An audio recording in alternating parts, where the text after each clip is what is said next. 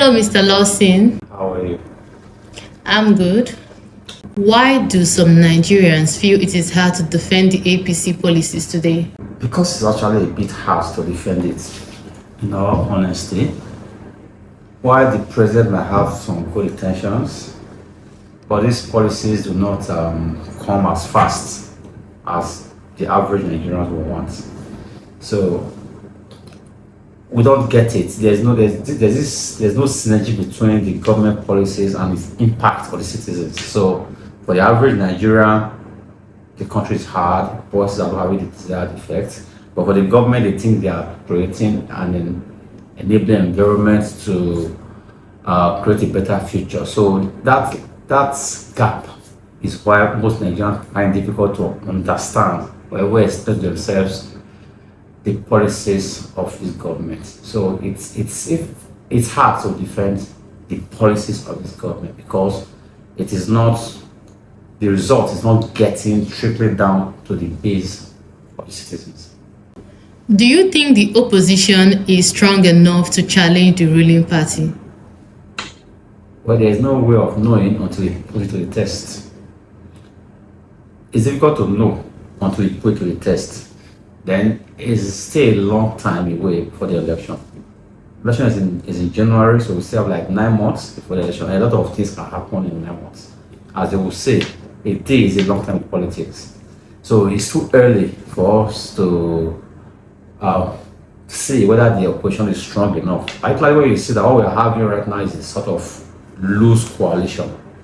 It's not like a merger that happened in 2015 that brought to the APC. That was a merger, a collapsed structure. But here we're talking about a loose coalition of different parties working together under one platform. So it's unless you're a prophet or unless you're a seer, you have the gift of you are psychic, you have the gift of telepathy. You cannot say how well this current opposition is going to be able to put up a good fight to challenge his government.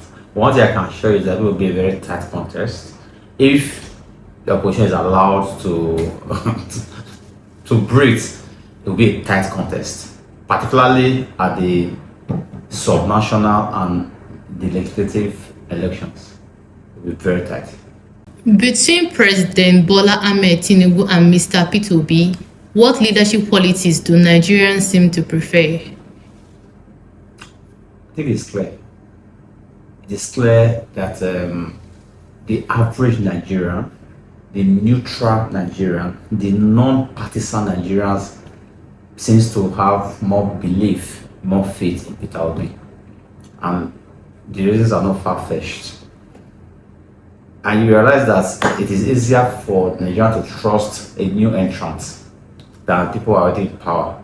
They are new, they don't know much about it, but when you look at them, put them side by side, personalities, their antecedent, their history, it is easier to believe that a Peter Obi will probably deliver more. And part of the reason why people feel that way is because one, his business-like approach to governance. He's not the type that panders to so many interests, have to satisfy the interest of vested groups, using public resources to finance structure like that. It's more business-like, and which is what I think Nigeria needs, which is why a lot of Nigerians think that he's the person that can take certain hard decisions to put the country on the right footing. The president is more of a politician than a statesman. He seems more like a statesman than a politician. That seems to be the reason why I'm not necessarily saying he's better, because we don't really know yet. A lot of people thought Tinubu was also would be a magician, but he's here now. You can say so. So I cannot say conclusively that he's better, but subjectively, when you look at them, a lot of Nigerians, and it's telling in the way people react to him. Even the last elections, without structure, without anything, you see what he was able to do. So I think personally, Peter Obi seems to be a better option for most Nigerians. Do you believe the 2027 presidential election will be free and fair? What is going on right now? No. I don't think so. And I sincerely pray that I'm proven wrong. I want to be wrong for the sake of this country, my children, and the future. I hope I'm wrong, but I don't think that the next election will be free and fair. Do you think the National Assembly is helping to solve Nigerians' problems? Again, no. As a matter of fact, if you were to ask me, they're actually compounding it. They are not providing that checks and balances they are established to provide. They are not the hallowed chamber, the so-called separation of powers, the checks and balances that symbolizes special system of governance. They are not providing it. If anything, it seems to be more like an appendage of the executive. The independence is not there. They don't inspire confidence. They don't inspire any out of hope with the people that send them here. So I don't think they are providing the kind of leadership we expect from here. Why is impeachment very rare in Nigerian politics? The conditions are difficult to achieve. The constitutional requirements for you to impeach the president, you need 2/3 of the members of both of the Senate sitting in plenary.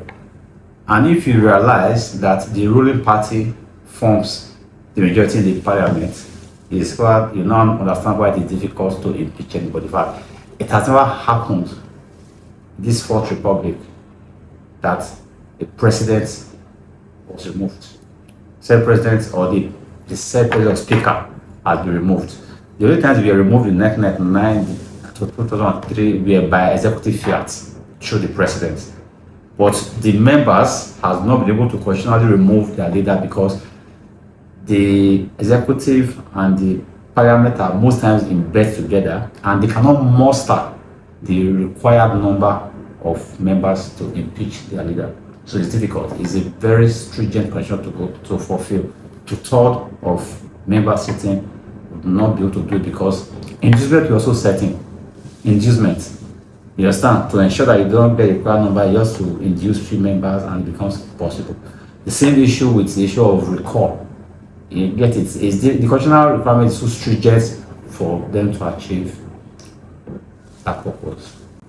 Why do we keep the same political system even when the citizens say it isn't working well? Because politically we are not developed, we are not sophisticated enough to demand the change that is required to give us the kind of system that works for us. They call it homegrown democracy, but everything we do is we still mimic the Western, ideologies and Western system, which does not work for our own peculiarities as a people. So the technicalities, the systemic overhaul that is required to usher in a new system is difficult to achieve because the people themselves are docile and they are not too invested in the political system to demand and effect that change. Our democracy is too expensive. The presidential of democracy is expensive. It's too broad. It's too large, and encourages wastage and misapplication of scarce resources to sustain the structure. I would think that go back to what we used to have in the 60s or thereabouts, where we had the parliamentary system of government, where you pick the lawmakers from the executive, like what happens in the UK. We have less lawmakers. You don't have to have a bicameral legislature where you have set and the rest, 109 here, 360 there. The practically do the same thing. They duplicate effort, and you have to service each and every one of them. So I agree with it to change it, but we have the political will from the political elite and even the conviction from the citizens, the electorate, to say, okay, no, this is what we want. But it requires constitutional amendment. You get it? For us to change our system of governance, we require constitutional amendment. And to successfully amend the constitution, It needs to have two-thirds in the National Assembly and two-thirds of the 36 state of FCT. Because the elites are benefiting from it, they will ensure that it doesn't come to pass. They will frustrate it. So we can only lament, but I find it difficult to believe that in our generation we'll be able to change the system of government. But there are 20 people who are benefiting from it. APC or ADC? I want to try something for a change because for me, it's a principled position. I work on APC senator, but all my life, since 2011 when I came here, I've always worked for APC. But I think we should also try something else for a change. We had PDP from 2011, from 1999 to 2015. They said they failed. Now APC has been on since 2015. It seems to be worse. So why don't we try something else? Okay, thank you, Mr. Lawson. I appreciate it.